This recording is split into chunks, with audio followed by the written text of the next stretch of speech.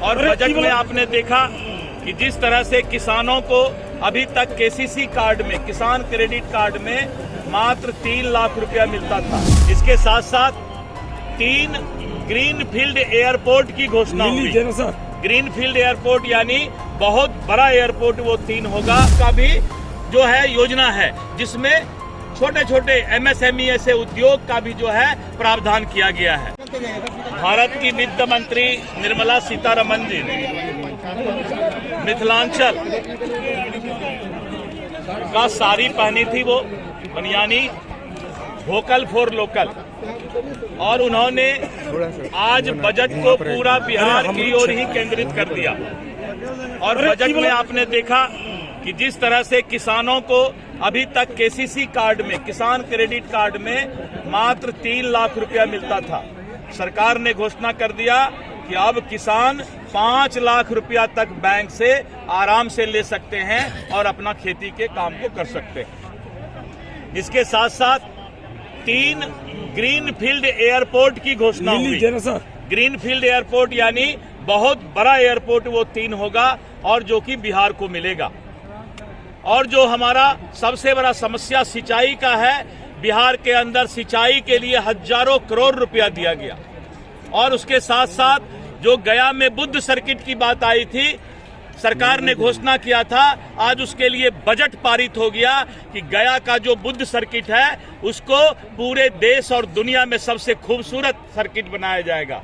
यानी गया का पूरा नक्शा ही बदल जाएगा, और उस बुद्ध सर्किट में हजारों करोड़ रुपया खर्च करके पूरे गया को अलग तरीके से ज्ञान की भूमि और भगवान विष्णु की भूमि का जो है रूप दिया जाएगा।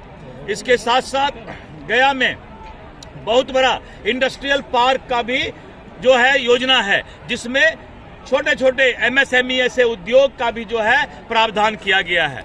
आने वाले समय में हमारा मखाना बोर्ड का ऑफिस जो है बिहार में अब स्थापित होगा। राज्य खाद्य संस्करण बोर्ड का ये जो है ऑफिस यहाँ पर बनेगा। इसके साथ साथ टेक्सटाइल पार्क बनाने की बात आई है।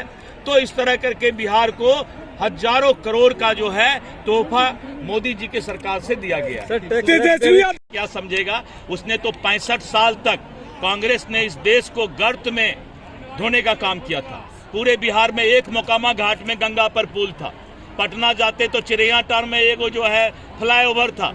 गया की स्थिति 15 साल पहले क्या था? 65 साल तक जिस तरह से शासन कांग्रेस और इंडी गठबंधन के लोगों ने किया, उन लोगों ने भारत को पीछे ठेलने का काम किया। नरेंद्र मोदी जी की सरकार ने 11 साल में पूरे दुनिया में भारत को जो है शक्तिशाली देश बनाने का काम किया है।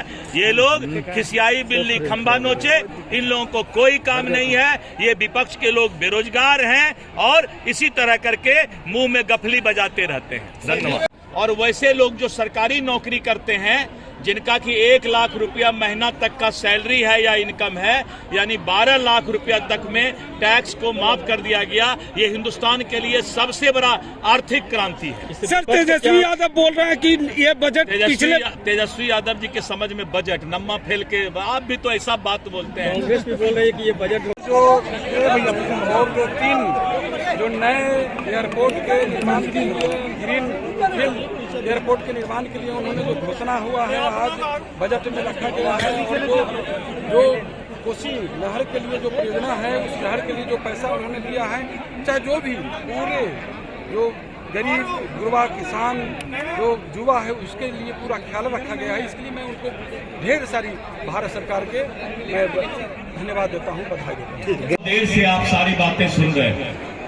एनडीए कार्यकर्ता सम्मेलन जिस तरह से बगहा से शुरू होकर बेतिया, मोतिहारी, सीतामढ़ी, शिवहर, मुजफ्फरपुर, सारण, सिवान, गोपालगंज, आरा, बक्सर, सासाराम, औरंगाबाद होते हुए गया पहुंचा, जिस तरह का जोश कार्यकर्ताओं के बीच देखा जा रहा है, एनडीए घटक दल के कार्यकर्ता का जोश ये बता रहा है कि 2025 के चुनाव का यही आगाज है, यही शंखनाद है। और आज के बाद जब यहां से कार्यकर्ता लौटेंगे तो प्रखंड स्तर पर पंचायत और बूथ स्तर के पांचों दल के कार्यकर्ता आपस में मिल करके अपनी चट्टानी एकता के भरोसे आने वाले 2025 के चुनाव की तैयारी करेंगे। मित्रों, मैं धन्यवाद देता हूं इतनी बड़ी संख्या में गया के इस गांधी मैदान में जो आज कार्यकर्ता बंधु आए हुए हैं। ये बता रहा है कि आने वाला समय, जैसा कि लोगों ने कहा कि 10 का 10 सीट हमारा एनडीए के झोली में आएगा। विशेष करके अभी जो हमारे मनोरमा दीदी जी इधर बेलागंज से चुनाव जीते, बहुत अच्छा लगता है। इतने वर्षों से लोगों ने बनाकर रखा था। मनोरमा दीदी, मैं आपको धन्यवाद देता हूं, बधाई देता हूं कि आप इसी तरह मेहनत कीजिए, काम की। केसीसी कार्ड से अब 5 लाख रुपया उनको मिलेगा प्रत्येक किसान को। ये बहुत बड़ी बात हो गई है। इसलिए मित्रों, मुझे पूरा विश्वास है कि केंद्र सरकार ने बुद्ध सर्किट को विकास करने का पूरा प्रण ले लिया है। और आज ही बजट में हुआ कि गया को पूरे बिहार में नंबर 1 पर लाना है।